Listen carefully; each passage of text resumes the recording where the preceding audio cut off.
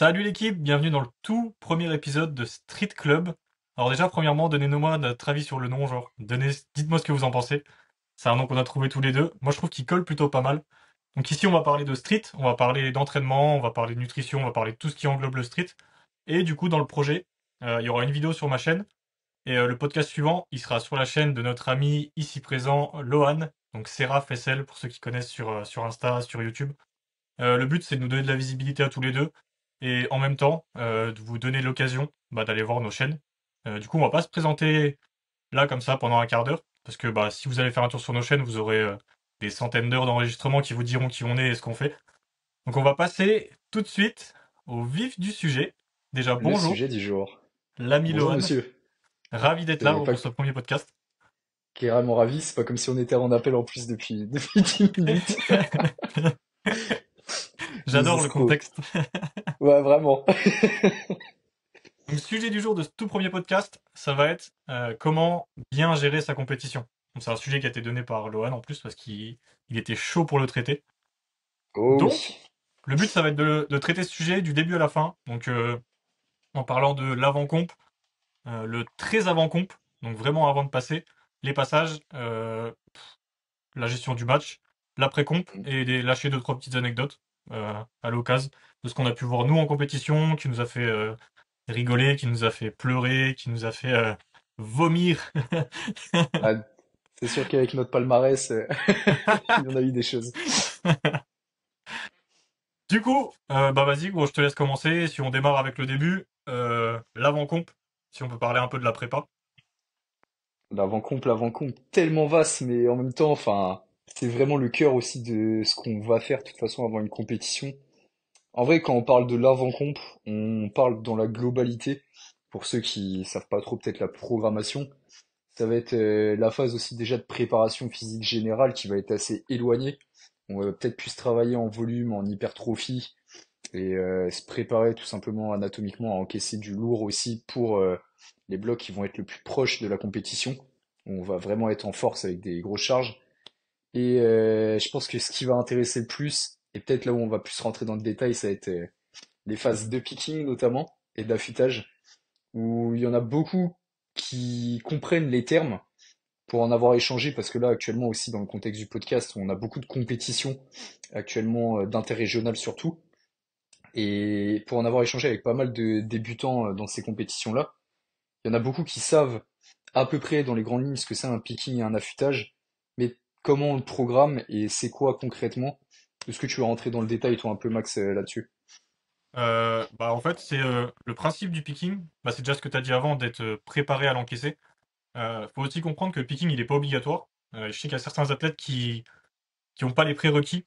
Par exemple, si on n'a pas eu l'occasion de faire cette préparation générale, et d'être préparé à encaisser un Mm. picking, des fois ça vaut pas le coup, parce qu'il y a plus de risques que de bénéfices à encaisser. Il y a la petite chance de se blesser, parce qu'un picking c'est taxant.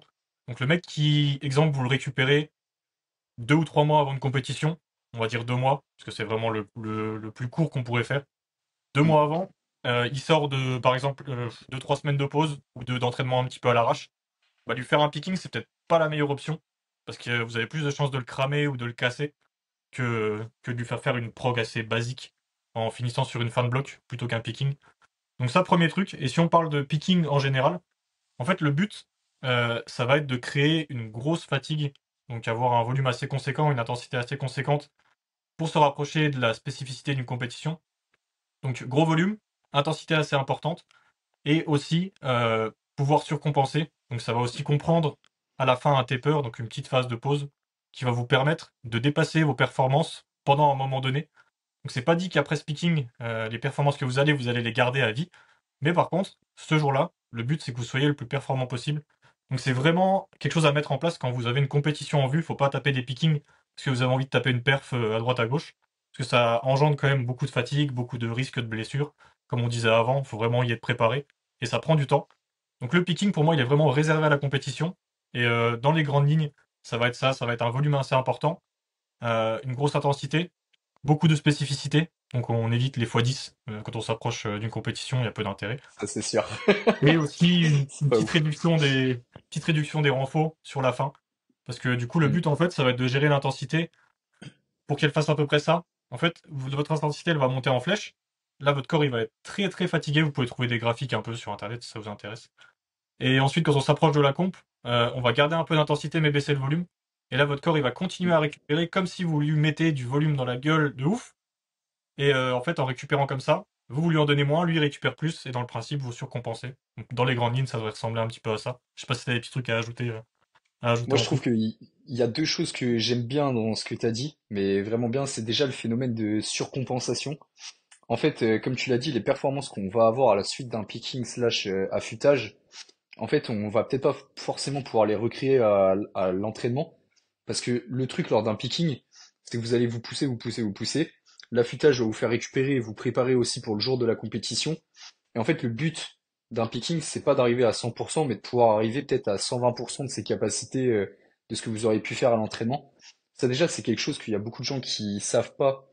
Et enfin, c'est quand même le principe aussi du picking, c'est vraiment quelque chose de fait pour la compétition. Et c'est un phénomène en fait que quand il est bien réalisé, le picking, c'est un phénomène qui va arriver, c'est la surcompensation. Et dans les grandes lignes, ce qu'il faut retenir si on rentre pas trop dans le détail et que tu as dit qui est très vrai, après, s'il y en a qui sont intéressés, n'hésitez pas. Et je sais qu'il y a beaucoup de livres en force, dont certains, j'ai lu des éditions Fort Trainer par exemple, qui parlent de l'approche vraiment théorique du picking. Mais si on veut pas rentrer dans les grandes lignes, comme tu l'as dit, c'est tout simple. On augmente l'intensité, on baisse le volume. Et comme vous cherchez à être spécifique par rapport à une compétition, les renforts, c'est généralement la première chose qui saute en termes de volume. Et ouais, j'ai vraiment bien aimé ça. Après, peut-être la notion d'affûtage que j'étayerais un petit peu plus. L'affûtage, c'est pas vraiment comme un déload. Il y en a beaucoup qui pensent ça. Le but de l'affûtage, c'est quand même de rester à des intensités style entre 80 et 90% si je dois prendre une fourchette large de votre RM, aux alentours peut-être des RPE 8. Et en fait, le but de ça, c'est pas, enfin, quand vous sortez d'un déload, généralement, je pense qu'il y en a beaucoup, vous le savez, vous arrivez en semaine 1, vous avez l'impression que c'est déjà une semaine 4. Et je pense qu'on est beaucoup à voir ça. Et en fait, c'est tout simple, c'est juste que le corps s'est déshabitué, surtout le nerveux s'est déshabitué. Et comme le sport qu'on fait est très nerveux, l'affûtage, c'est vraiment la chose optimale à faire avant. Après, la chose la plus optimale, ça dépend évidemment des athlètes, hein, je préfère aussi spécifier. Tout dépend de vous. Comme tu as dit, Max, il y en a qui réagissent pas très bien au picking ou dans le contexte, tu peux pas leur faire de picking. Ça dépend, mais dans la globalité du temps, moi, je considère que l'affûtage, c'est très très important, surtout dans notre sport. Donc, je te complète et je te valide en même temps, on va dire. Non, mais ouais, non, t'as complètement raison. Et je rajouterais même Mm, que c'est compliqué de donner une fourchette de volume, de rep, tout ce que vous voulez, parce qu'en fait, c'est mm, ultra personnel. Pareil, mm, même comme tu disais, la phase d'affûtage, elle peut être ultra personnelle. Il y a des gars qui vont psychologiquement pas pouvoir faire leur affûtage s'ils peuvent pas, par exemple, tester leur première barre. Tu vois. mm. Parce que C'est t'as déjà clair. testé avant et que tu vois que la confiance, elle est pas là du tout. Alors qu'il y en a d'autres que ça dérange pas du tout. Et ils sont full impliqués dans le process et ils font confiance à 100%. Et ils n'ont pas besoin de se rajouter de la confiance en plus. Je pense que vraiment c'est ultra individuel. C'est pour ça que c'est compliqué de donner des chiffres. Enfin, c'est de laisser erreur un peu. On part du basique, Mm. du truc qui marche pour tout le monde. On l'essaye. Si on voit que ça a pas donné les résultats qu'on voulait, bah on regarde ce qui a un peu merdé et on essaye d'adapter. Donc il n'y a pas de grande formule pour vous. C'est juste de laisser erreur. Prenez le truc basique, ce qu'on vous a donné, les grandes lignes. Et si ça correspond pas pour vous, Mm. trouvez là où ça a pas matché et essayez de jouer avec les paramètres qui ont fait que ça a pas matché pour que la prochaine fois ce soit mieux. Et si la prochaine fois c'est pas mieux, bah vous continuez et c'est comme ça que petit à petit vous affinez votre profil à vous. Donc c'est compliqué de donner des vrais chiffres et de donner un truc quantifiable pour tout le monde. Enfin. Totalement. C'est Et ça beau, c'est j'aime bien déjà quand tu un... parles comme ça. J'aime bien quand tu parles comme ça. Et je pense que déjà là, si on rentrait dans les gros détails, je pense qu'on a déjà pour 4 heures de podcast. Mais on va Franchement, passer du ouais. coup à la suite. Là, on passe, la prépa est terminée. Mm. Donc maintenant, on va passer à la gestion du poids. Donc déjà, première chose, comment choisir sa KT. Vas-y, je te laisse, je sais déjà ce que tu vas dire. En vrai, je vais dire la même chose. Ah, tu demandes au mec le moins fiable niveau poids de commencer. À savoir, je plaisante avec ça, hein, mais parce que à la base, j'étais en moins de 73 avec Max et on parlait tous les deux en même temps d'un changement de KT en moins de 80. Et au final, je suis celui des deux qui me rapproche le plus de la KT au-dessus de moins de 80 Et en là, c'est termes de 101 poids. kilos. Je suis pas, non, je suis à 85 actuellement, mais je commence à cut pour les compètes, mais bref, c'est pas le sujet. Comment bien choisir sa KT quand on est débutant? Enfin là, si je prends un profil débutant, je dirais ne vous prenez juste pas la tête en fait déjà avec le poids. C'est-à-dire que, allez, un exemple, t'es à 73,5, bah là oui, ça vaut le coup d'aller en 73 parce que tu auras peut-être pas besoin de faire un gros water cut qui va t'impacter, etc., un gros régime. Si t'es à 77, peut-être la question se pose, est-ce que tu cherches vraiment à aller faire un podium? Est-ce que tu veux vraiment chercher à te fatiguer avec ce water cut et à peut-être impacter tes mois de progression qui viennent derrière après cette compète? Tout dépend de la personne pour moi. Juste trouver une KT dans laquelle vous êtes bien. Et si vous devez faire des water cuts, des grosses... comment dire? Merde, j'ai plus le terme quand tu perds un peu en calories. Enfin bref, Les grosses c'est pas sèches, grave. Ouais, des gros grosses sèches, déficit mais calorique. des déficits caloriques. Voilà, c'est ça que je voulais dire. Merci, merci mon petit Maxou, heureusement que t'es là. Enfin, avant de de vous prendre la tête, déjà tester des trucs, regardez votre contexte. Là, si oui, vous êtes intermédiaire confirmé, peut-être que ça vaut le coup. Pour moi, une KT, ça peut dépendre aussi, comme tu l'as dit, de l'individualisation, hein. Beaucoup de gens, enfin, doivent choisir ça par rapport à leur contexte, déjà en termes de taille, en termes aussi de ce qu'ils mangent, en termes de leur activité, en termes de leur pratique sportive, comme je l'ai dit, en fonction de ton niveau. Juste, tant que vous n'êtes pas un gros compétiteur, pour moi, ne vous prenez pas la tête avec ça et amusez-vous et surtout ne compromettez pas votre progression sur le long terme pour des échéances qui n'en valent parfois peut-être pas la peine ou peut-être que vous fixez des objectifs qui sont pas en raccord avec vos objectifs long terme. Là, je suis d'accord, en vrai, dans les grandes lignes, en vrai, je suis 100% d'accord. J'ajouterais peut-être un petit truc, c'est que dans un profil débutant, si on part vraiment un débutant, un gars qui commence par le street en premier, Mm, genre un gars qui vient du foot, qui sort pas de la muscu ou du street workout, vous mhm, avez tellement de potentiel musculaire que vous cantonner à une catégorie, ça serait vraiment la pire chose à faire. Parce qu'en mm, fait, on a tendance à penser parce qu'on parle souvent de muscle up traction, dip, c'est des exos qui sont lestés. On a tendance à penser qu'en étant plus lourd, on va être plus nul. Mais on prend l'exemple d'un mec qui fait 66 kilos. S'il prend que du muscle et qu'il se retrouve à 80 kilos, il sera automatiquement, potentiellement plus fort. Donc il va mm. falloir le bosser, mais il sera potentiellement, obligatoirement plus fort. Donc si vous commencez le street, vous faites 65 kilos, et vous vous dites je veux rester en moins de 66 parce que bah, je suis plus compétitif dans la KT, vous allez faire que, comme tu disais, vous freiner sur le long terme, parce que vous n'allez pas prendre le muscle que vous pourriez prendre. En plus, vous êtes dans une phase, une putain de phase qu'on aime tous, c'est la phase du débutant. C'est C'est la clair. phase où on progresse ultra vite, et celle-là, elle nous manque, parce que quand tu commences à galérer à gratter des kilos, elle te manque de ouf, cette phase. Donc vraiment, profitez-en au max, vous mettez pas de barrière. Si vous vous mettez à faire 75 kilos, par contre vous restez sec, bah, continuez, progressez, progressez, et continuez à prendre du poids, du muscle, et vous pourrez pas regretter ça parce que vous allez forcément devenir plus fort par la suite. Donc ça, c'est vraiment le truc ultra important, vous cantonnez pas une catégorie si vous débutez. Surtout en plus, on voit souvent des gars, genre par exemple, qui font 1m85, 73 kilos. Il y a tellement de potentiel à aller chercher plus haut. Même C'est si sur clair. le coup ça va peut-être être plus dur, mais il y a du potentiel de ouf à aller chercher et je trouve ça bête de se cantonner à une catégorie, surtout au départ, tu vois. Mm.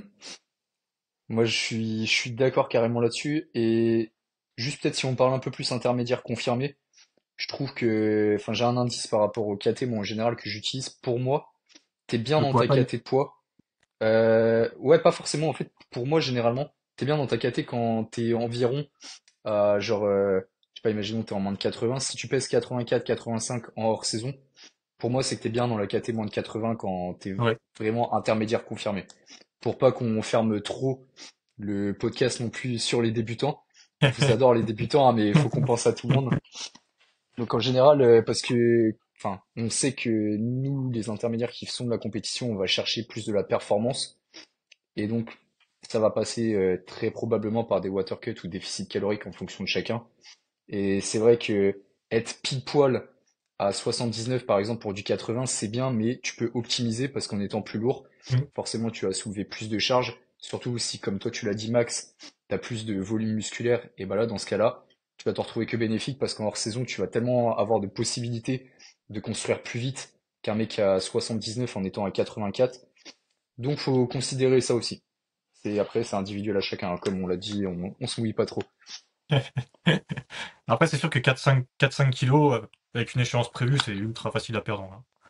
Je prends mon Ouais. petit exemple, moi, des espoirs. J'ai perdu, j'ai perdu 1,6 kg juste en faisant un Mm. full mass, sans water cut, sans rien du tout. Donc vraiment juste en mangeant des aliments très caloriques et très faibles en poids En alimentaire. glucides. Donc Mm. franchement, j'ai perdu 1,6 kg à manger des M&M's. Voilà. La En vie gros, elle est en belle, vrai, hein. gros, quand tu te dis ça, tu te dis, Genre, je peux faire 1,6 kg de plus, vraiment toute l'année, sans me prendre la tête. Mm. Et en plus, quand tu fais ton premier muscle-up et que t'as cut 2-3 kilos, tu te sens monstrueux. Et comme le muscle-up, c'est le premier exo, moi, je sais que ça me fait du bien, genre, d'avoir un gros MU au début, tu vois. Que je peux pas Ah faire à ouais. l'entraînement, du coup. Parce que Tu sais je fais pas le que poids là, tu vois. tu me donnes l'eau à la bouche là parce que j'arrête pas de me dire dans ma tête, moi je suis à 85, j'ai trop hâte de faire 80 pour voir mon MU en comp. Parce que là, Ah, ça va être une forcément dinguerie avec par la rapport prise à de là. poids, c'est pas pareil. Mec, Ouais, mais, vas-y, ouais, par rapport à vas-y, l'entraînement, on ça va verra. être une folie. C'est sûr, c'est sûr. Ouais, on verra, mais j'ai hâte. Bon, du coup, on a déjà pas mal ratissé le terrain. Alors, on Hmm, va passer dans l'exemple du mec qui a fait une cut. Qu'est-ce qu'il pourrait hmm. faire pour être, malgré tout, à 120% comme prévu au moment où il va faire son passage? Bon, si tu veux, je commence. Je t'ai donné la main, je vais commencer. Moi, je te Déjà, laisse première commencer, chose, surtout que j'ai déjà fait un post sur le Refeed. Donc, on c'est va vrai. voir si tu l'as bien lu. Moi, je dirais première chose, ça sera déjà savoir à quelle heure vous allez vous peser.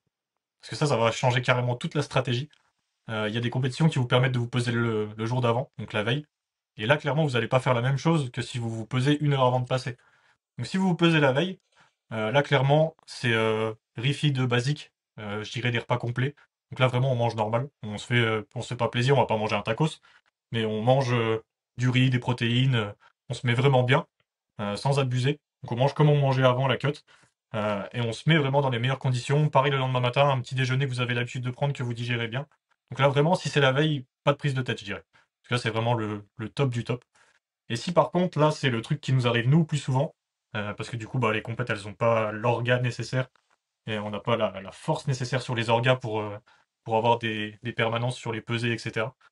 Donc peser juste avant de passer, là par contre, c'est un peu plus la galère, parce que du coup, vous avez beaucoup moins de temps. Donc là, je dirais glucides rapides, donc vous vous calez un peu de miel que vous gardez dans votre sac pour le petit coup de pour le petit coup de refeed rapide. Ça mélangé avec de la crème de riz pour les glucides sur la journée. Un truc qui se digère très bien. Donc ça, en général, je sais que ça passe très bien. Compote, pareil, un truc qui se digère très bien. Donc ça, vous gardez ça. Pareil, pensez à boire, électrolyte, pour récupérer les minéraux que vous avez perdus, etc. Parce que juste boire de l'eau, ça va pas vous réhydrater. Le but, c'est vraiment de vous réhydrater le plus vite possible, avec le moins de quantité de flotte possible. Parce que du coup, bah, plus vous allez boire, si vous buvez 2 litres d'eau, vous êtes 2 kilos plus lourd. Et là, c'est pas le but. Là, dans l'idéal, on pourrait boire un verre d'eau et être hydraté, ça serait magnifique. Donc, électrolyte. Et ensuite, au maximum, gardez des trucs que vous avez l'habitude de manger. Donc là, ce que je vous ai dit, crème de riz, etc., tentez-le avant.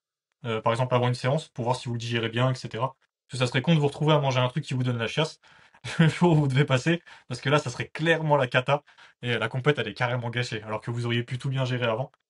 Donc, commencez à manger les trucs que vous avez prévu de manger pour le jour de la combe, si c'est pas des trucs que vous avez l'habitude un peu en avance. Comme ça, vous vous habituez à les digérer, à voir qu'est-ce qui passe pas. Et ça va vous créer votre petit panier à ramener. Et ensuite, bah, essayez de manger ces petits trucs comme des compotes, entre les lifts par exemple, pour garder de l'énergie. Vous laissez pas mourir, parce qu'une compétition c'est ultra long. Donc si vous mangez au début et qu'après vous mangez plus rien du tout, vous allez forcément avoir un bon coup de mou, soit sur les dips, soit sur le squat. Donc 2 heures après. 2 heures après avoir commencé, si tout se passe bien, ça peut durer beaucoup plus longtemps. On l'a vu d'ailleurs aux espoirs, squat 5 heures après le dips. C'était Donc vrai. vraiment là, l'alimentation, gros, elle est vraiment, vraiment importante. Et n'hésitez pas du coup ouais, à manger toute la journée. Et si vous avez une pause, si vous savez la durée de la pause, si vous avez une grosse pause, n'hésitez pas à vous manger un petit tube de riz ou quelque chose qui vraiment va vous donner de l'énergie pour le reste de la journée. Et je pense que on n'est pas trop mal. En tout cas, moi, c'est ce que je préconise, c'est ce que je fais en général. C'était très propre. Moi, j'ai beaucoup aimé ce que t'as dit. De J'en toute ai peut-être oublié, façon, hein. ah là, franchement, t'es pas mal. Parce que je prépare rien du Euh, tout, du coup, j'ai peut-être oublié des trucs.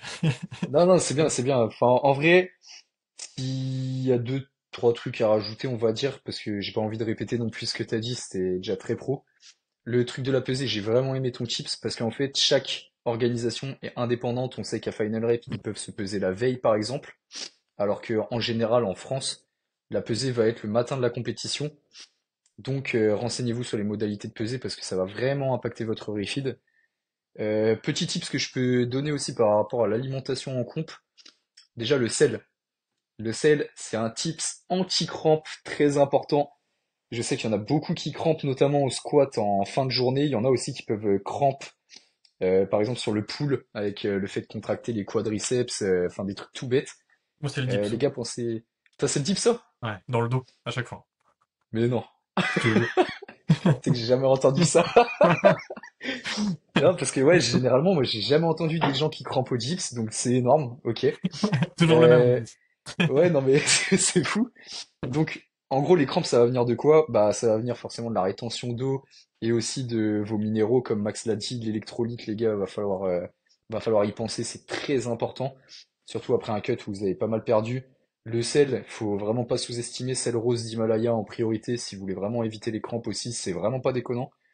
Après, en règle générale, le street lifting, c'est pas du tout pareil que la FA par rapport au refeed, dans le sens où le matin, on va dire sur une compétition où le matin vous faites le pull et l'après vous faites le push, le matin, va plutôt du coup falloir cibler des aliments qui vont pas vous faire peser lourd et que vous allez digérer facilement. L'exemple des compotes, tu vois, il était top typiquement. Et surtout qu'après une grosse cut, il faut vraiment faire attention à ce que vous mangez, à réintroduire votre système digestif petit à petit. Privilégier le liquide. Si vous avez une pause, comme Max l'a dit, est dans l'idéal pour manger genre du vraiment solide, typiquement par exemple du riz et du poulet, un truc tout bête, faites-le avant le dips. Ne le faites pas genre avant le muscle up traction ou quoi, à part si vous n'avez pas d'autre choix. Parce que évidemment, ça c'est de l'optimisation, mais c'est quand même un détail qui pèse dans la balance. Et puis sinon, non, j'ai bien aimé tes tips. Toi, j'ai une petite question. Les bonbons, t'en penses quoi? Mais, gros, je déteste. J'ai déjà essayé, hein. En Ok. fait, j'avais essayé au premier pas et j'avais aussi essayé à l'entraînement. En fait, gros, j'ai l'impression que ça m'apporte de l'énergie pendant 3 minutes. Vraiment, genre 3 minutes. Et qu'après, gros, j'ai direct une. Parce que je pense que le corps, il a tellement. Tu sais, il cherche tellement de trucs, tu sais, pour se Hmm. nourrir, qu'en fait, il prend le sucre tout vite. Et tu vois, par exemple, j'en avais pris juste avant mon premier squat. Et je sors de mon squat, gros, j'avais déjà plus de force. Genre, tu sais, j'ai senti vraiment la baisse de Ouais. glycémie où j'étais éclaté, genre, tu vois. Du coup, bah, Bah ouais. je recommanderais pas, tu vois. Ouais, moi, je suis mitigé par rapport à ça. Si vous... En fait, tout part du principe où Max a dit, si vous êtes habitué à un truc, prenez-le. Le refeed, c'est pas l'occasion de changer son alimentation. Faites des trucs qui marchent avant tout. Et c'est surtout qu'en vrai, les bonbons, comme tu l'as dit, t'as un pic après qui te fait un peu down au niveau de ta forme. Euh, j'ai failli oublier d'en parler, les boissons énergisantes, gazeuses, les gars. Faites attention, il y a une grande partie de la population qui, quand ils boivent ce genre de boisson ou même du Perrier ou quoi, avant du squat, ça peut vraiment vous donner des difficultés à brace et un certain inconfort aussi avec l'équipement. Donc je préfère prévenir par rapport à ça. Je sais qu'il y en a beaucoup qui privilégient la Monster tout le long de la journée. Peut-être le pré-workout c'est mieux.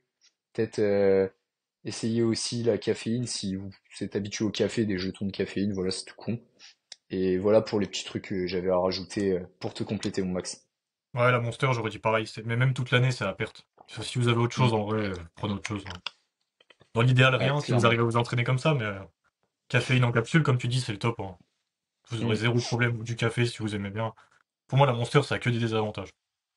Ouais, Il suffit de lire la compo, ouais, il y a clairement. trop de trucs Hmm. dedans. En fait, il y a trop de trucs, c'est pas bon signe. Ouais, Plus bah gazeux, même le pré-workout, hein. Enfin après là on sort du débat, mais le pré-workout aussi à l'année c'est pas forcément foufou. Le ouais, mieux c'est non. un Non. café, de la caféine ou des Ouais, c'est aliments ça. tout simplement Et, qui vous envoient de l'énergie. 100% Électrolytes. d'accord. Hmm. Surtout qu'en plus, si vous regardez, ça c'est un truc que je dis souvent à mes athlètes, regardez juste la compo du pré-workout, la moitié des trucs, soit ils servent à rien, soit ils sont sous-dosés. Donc en Hmm. vrai. Ou alors sinon, vous Surtout que prenez les trucs à part, donc genre acheter de la bêta-alanine à part, de la citrulline à part. D'ailleurs, la hmm, citrulline, en pré-workout, ça sert quasiment à rien non plus. hmm. Bêta-alanine, de la caféine à part, et bah, déjà ça va vous coûter 6 fois moins cher au moins. Et vous aurez les effets que vous voulez, parce qu'en plus vous pouvez le doser comme vous voulez, alors que là le pré-workout avec la créatine, genre ça perd, ça sert à rien, tu vois. C'est Hmm. vraiment du commercial juste pour écrire un truc sur la boîte. Donc si vous pouvez éviter de perdre des sous, les gars qui écoutent ce podcast, vous pouvez éviter de perdre des sous, Faites-le. acheter les trucs à part, et en plus, ce qui est bien quand vous les achetez à part, bon là on sort comme tu dis un peu du débat, mais si vous les achetez à part, en fait vous pouvez les tester un par un, et voir lequel vous sert vraiment à quelque chose. Donc parce que si vous les mélangez tous, vous saurez pas lequel vous apporte quoi.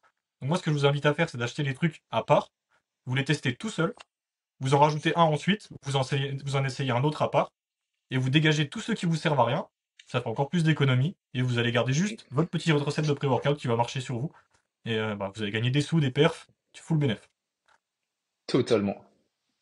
Et ça en vrai, je l'ai testé direct, et bon, par contre c'est moins bon, parce que vous allez pas tous les petits sorts de goût et tout, donc un mélange bêta-alanine, café, c'est pas foufou quoi. Mais par contre, bah ça marche. Sinon, électrolytes, hein. Tu prends des électrolytes Basique, ouais. qui ont un goût à côté et ça enlève le goût neutre. Ouais, Un petit peu c'est basique. de... Non, on va pas citer des marques, on n'est pas sponsorisé. Pour l'instant. C'est clair. Bon, on a déjà fait un bon bout. Maintenant, écoutez, au bout de 25 minutes, on va commencer à parler de la comp du coup. Donc, Ouais. je pense on peut déjà cibler comment gérer sa comp, feuille de match et ajustement des perfs. Je pense que ce sera déjà pas mal. Mm. On va déjà faire un bon tour. Carrément. Carrément. Bah, vas-y, gros, je te laisse enchaîner. Donc, t'avais dit cibler ses perfs et feuille de match, c'est ça? Là, on arrive le jour J.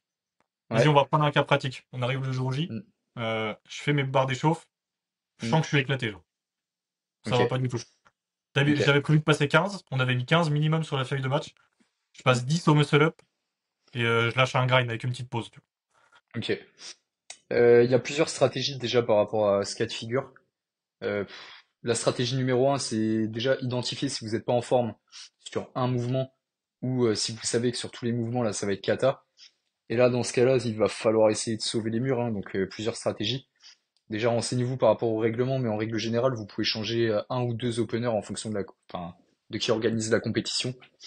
Donc ça, si vous voyez que dès le warm-up, vous êtes dans la sauce, et bah, n'hésitez pas à changer vos openers. Après, il peut y avoir des stratégies aussi en fonction de vos gestions de match, et c'est pour ça que j'insiste toujours sur le fait de, même si vous n'êtes pas coaché, venez avec quelqu'un qui peut gérer votre match et qui connaît un peu votre sport. C'est super important, parce que peut y avoir des stratégies, par exemple, comme tu l'as dit, là, le 10 en warm-up, c'est la sauce. Et bah écoute, si le 15, du coup, tu peux pas le changer parce que tu as déjà changé, imaginons des premières barres. Peut-être que du coup, tu vas faire ton 15, si tu sais que tu as un peu de marge pour aller chercher 20, soit tu vas faire des plus petits jumps, soit tu vas te dire je fais une deuxième barre, j'essaie de la valider et pas de troisième barre. Tout dépend du contexte aussi de la personne, encore une fois. Euh, Après, l'enjeu, c'est vraiment de cerner, est-ce que vous êtes en forme, enfin pas en forme sur un mouvement, est-ce que vous êtes overshot, undershot, est-ce que non, c'est votre water cut, il vous a trop flingué, vous n'avez pas prévu ça, et bah en fonction de ça, vous allez pouvoir aussi voir pour le reste de la compétition ce qu'il faut faire. Mais dans l'idéal, pour pas buller, les gars, de toute façon, règle générale, hein, ouvrez bas pour pas avoir de mauvaises surprises. Si vous savez que votre PR entraînement il est à 15, que vous aviez potentiellement une marge jusqu'à 17,5, et que du coup vous faites une ouverture à, je sais pas, on va dire, allez, 12,5, vois. peut-être un peu risqué, peut-être descendez un peu. La gestion de match, ça se prépare avant la comp aussi. C'est pour ça que ce sujet, il est un peu, enfin, c'est pas ouf de dire, ouais, c'est le jour de la comp qu'on gère son match. Parce que pour moi, la gestion de match, ça commence avant avec la prise de renseignements, aussi comment on estime que on va être le jour J et le faire de manière intelligente. Donc ouvrez bas, habituez-vous aussi à faire des gros jumps en fonction des mouvements. Et normalement, bah même si vous n'êtes pas en forme, en ouvrant bas, vous allez pouvoir avoir une marge de manœuvre qui va être quand même mieux. Et prévoyez plusieurs hypothèses, hypothèse haute, hypothèse médium, hypothèse basse, on va dire, en fonction de ce que vous voulez faire. Ouais, tu t'es pas fait baiser, gros, c'était un piège. En vrai, t'es fort. Ah, t'es T'es comme fort. ça. Non, en vrai, la meilleure réponse, c'est ça. C'est que si vous n'êtes pas sûr de passer votre première barre, c'est juste que votre feuille de match, elle est complètement fausse, de base déjà. Mm. Parce que la première barre, faut vous dire dans votre tête que même, imaginons, vous venez de vous lever, vous avez fait une nuit de merde, vous venez de vous lever, vous n'avez pas mangé depuis 2 jours, on vous a pété une béquille dans la jambe, vous avez glissé en rentrant dans la salle, il vous manque votre ceinture, vous n'avez pas votre magnésie, et ben elle doit quand même passer, tu vois. C'est vraiment le truc. Faut que quand vous vous mettiez sur la boxe, le seul truc que vous ayez à stresser, entre guillemets, c'est juste de faire votre passage. Donc vraiment juste de dire je vais sur le plateau, ah, comment ça va être. Parce que c'est le truc qui va changer par rapport à d'habitude, à votre entraînement. Tout le reste, ça doit être millimétré. Donc tout le reste, vous avez dû le bosser en avance. Tout le reste, ça va pas changer. Si vous avez toujours des points entre les jambes, vous avez toujours une barre entre les mains, il n'y a rien qui va changer. Il n'y a pas d'inconnu, entre guillemets, sauf le plateau. Donc quand vous allez découvrir le plateau, dans l'idéal, vous devez juste avoir à vous dire je vais découvrir le plateau. Je vais pas, ouais, je vais peut-être réussir ma barre. Donc là, c'est vraiment opener ultra facile. Surtout si c'est vos premières comptes. Donc ça, si c'est vos premières comptes, c'est limite encore plus important. Quitte à faire un jump de 10 kilos, comme a dit Lohan, ça vaut plus le coup de faire un jump de 10 kilos que de risquer de niquer sa première barre. Donc, il s'est pas fait avoir, il est fort. Et j'aurais rajouté un deuxième petit truc, c'est là aujourd'hui, on n'a pas de, enfin on en a pas beaucoup, de vraies salles de street avec du matos calibré, Mm. des barres réglables, des barres qui accrochent pour ceux qui s'entraînent à Basic Fit. Donc si au premier abord vous vous sentez pas super bien sur un mouvement, dites-vous aussi que ça peut venir aussi un peu du matos. Donc ça c'est un truc à faire en avance, de regarder par exemple la largeur de vos dips quand vous vous entraînez. trouver un repère pour la mesurer et la répéter à la compétition. Tentez pas des trucs que vous avez jamais fait. Ça, c'est un truc que, peu importe de ce qu'on parle, la cut, les mouvements, la façon de vous habiller le jour même, tout, tentez pas des trucs que vous avez jamais fait. Et normalement, ça devrait pas trop mal se passer. Mais du coup, si vous arrivez à choper des infos, la hauteur de votre rack à squat, la largeur au dips, si vous arrivez à choper ces infos-là avant, c'est des trucs qui peuvent vous permettre de pas avoir ce petit truc de vous dire putain, c'est plus dur que d'habitude, parce que bah, vous avez changé vos setups. Et on sait que chaque petit paramètre peut changer la perception de l'effort. Donc ça, c'est ultra important. Tout ce que vous pouvez faire à l'avance, faites-le à l'avance. Comme ça, vous avez encore moins de choses à penser, comme je vous disais. Donc ça, c'est ultra important aussi. Et bah, tout le reste, tu l'as dit, en vrai, t'avais raison. T'as raison sur le fond, c'est exactement ça. Mais en fait, ce que je trouve bête, bête, ouais, c'est beaucoup dire, mais dans le street, vous pouvez quasiment tout prévoir à l'avance. Il y a les poids, ça reste des poids. Il y a que si votre prépa elle est bien gérée, vous connaîtrez votre forme. Il y a vraiment pas grand-chose qui change entre une compétition et le jour de votre entraînement. Vous l'avez répété des milliards de fois le mouvement. On a 4 mouvements. Vous faites que ça de faire les 4 mouvements. Vous les connaissez par cœur normalement. Donc je trouve ça bête de louper sa comp alors qu'on a tellement de paramètres et tellement de données à l'avance qui peuvent nous permettre d'estimer ce qu'on va faire. Pas louper sa comp. Je parle de buller, hein, je parle pas de faire moins que prévu. Ça peut arriver. Il y a beaucoup de paramètres qui font que ça peut arriver. Mais je trouve ça bête de buller alors qu'on peut vraiment quasi tout prévoir à l'avance. C'est Mm. vraiment prenez toutes les données, faites un truc objectif. Vous prenez pas pour un Golgoth, vous faites un truc objectif et normalement vous pouvez pas buller. Enfin, vous savez ce que vous valez. Le jour de la comp, comme on a dit, vous êtes censé être meilleur qu'à l'entraînement. Donc normalement, tout doit bien se passer si c'est bien jaugé à l'avance. Tu vois. Eh bah écoute, moi je te rejoins sur tout ce que t'as dit. Je suis pas difficile. Et un Non, mais jour on ouais, va se faites battre ou gaffe. pas? Je pense pas, hein, on n'est pas destiné pour ça. Après, on est deux anciens boxeurs, donc on sait jamais un ring et des gants, ça peut partir vite en sparring, hein.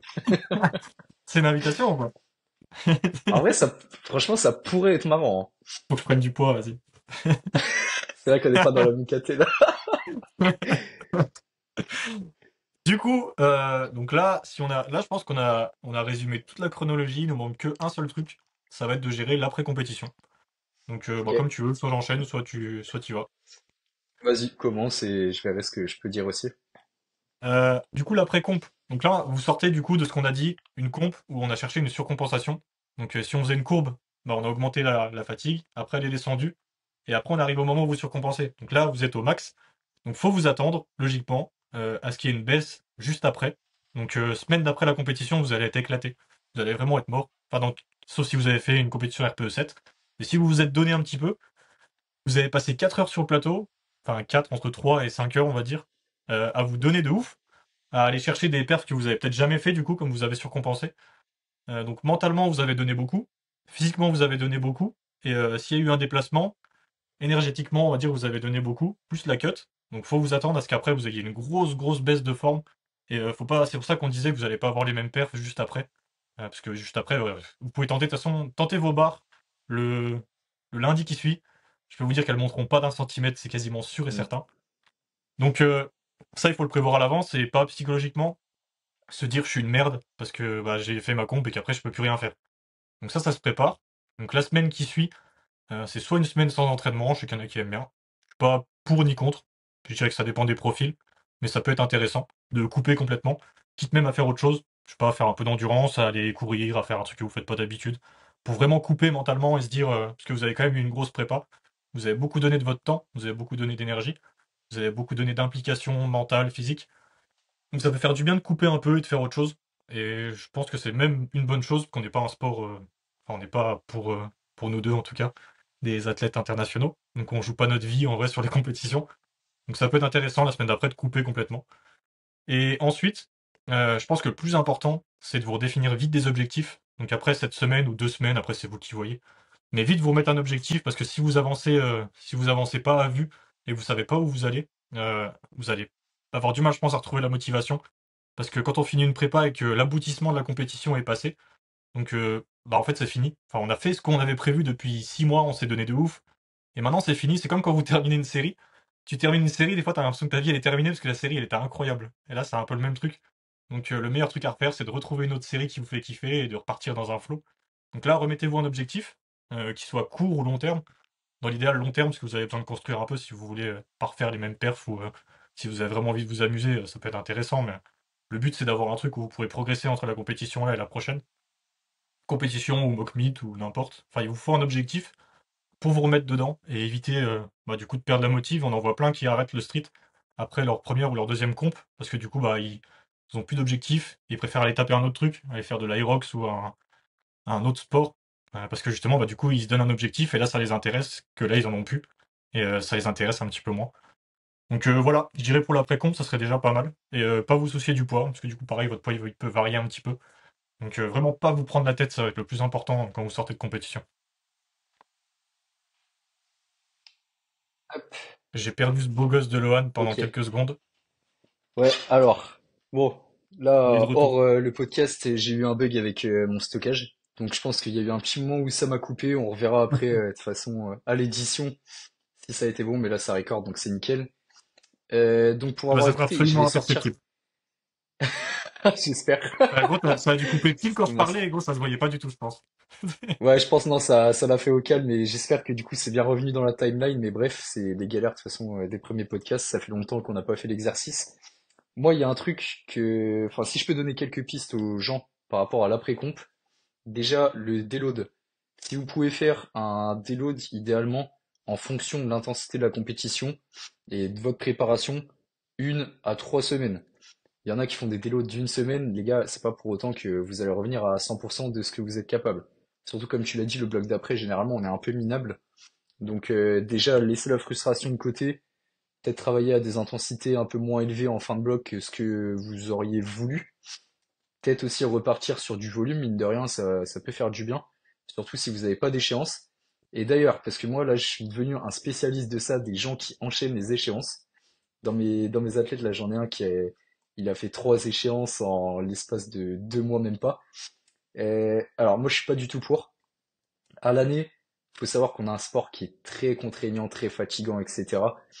Et à l'année, franchement, sélectionner 2 ou 3 échéances, mais grand maximum, parce que, enfin, rien que pour votre progression, c'est mieux de pouvoir avoir un gros espacement entre les échéances pour progresser le plus possible en hors saison. Enfin, ce que j'appelle le hors saison, c'est quand on est plutôt en PPG, comme on en a parlé au début du podcast, c'est-à-dire vraiment éloigné de l'échéance. Si vous avez une échéance en janvier et une en octobre, par exemple, eh ben écoutez, très très bien, enfin là ça va. On a le temps de récupérer, on a le temps de mettre des choses en place pour progresser. Si vous choisissez 3 échéances, une en avril, une en juin et par exemple une en octobre, ça va être très short pour progresser, vous aurez que la période hivernale et c'est costaud. Donc soyez intelligent en fait tout simplement avec ce que vous faites après la compétition, c'est le plus important. Si vous avez un coach normalement, eh ben, donnez-lui les clés hein, et soyez pas bête, essayez pas de hors prog ou de vouloir aller à plus d'intensité que ce qu'il vous prévoit. Et si vous n'avez pas de coach, bah faites attention à ce que vous faites. Une piste aussi qui est très peu explorée, c'est les blocs de transition, enfin les blocs un peu pivots.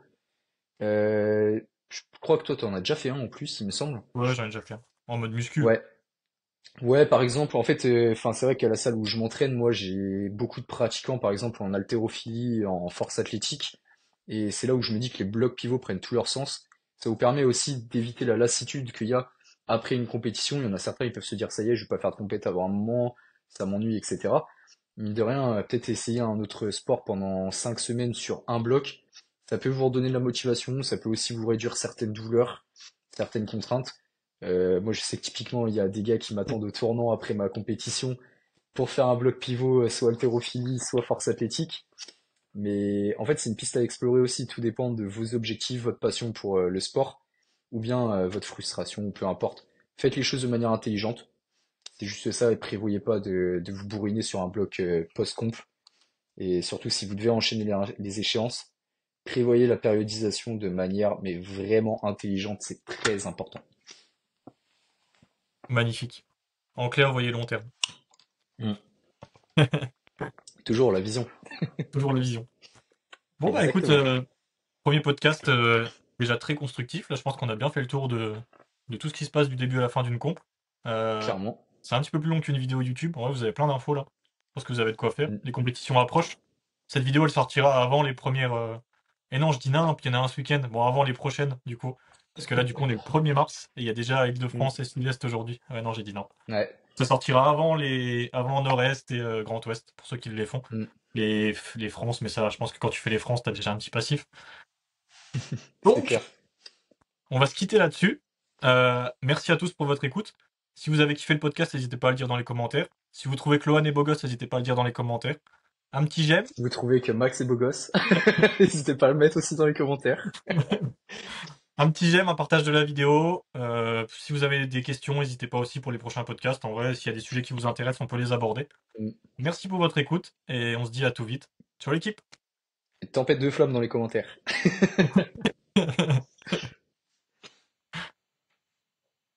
Vas-y, gros, comment on coupe?